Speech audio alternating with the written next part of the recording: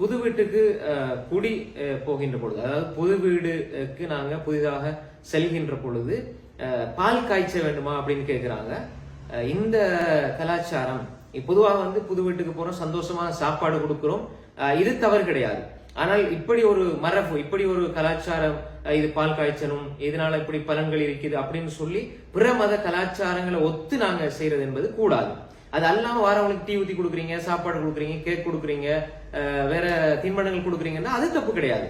ஆனால் ஒரு கலாச்சாரத்தை ஒரு பிற மத கலாச்சாரத்துக்கு ஒப்பாக, பல நம்பிக்கை சார்ந்த விடயங்களுக்கு ஒப்பாக நாங்க ஒரு விடயத்தை அந்த குறித்த தினத்தில் செய்வது என்பது கூடாது. அது அல்லாம வீட்டுக்கு வரவங்களுக்கு தாராளமாக நாங்க விருந்து பிரசாரம் செய்யலாம். அஸ்ஸலாமு அலைக்கும் வரஹ்மத்துல்லாஹி வபரகாத்துஹு.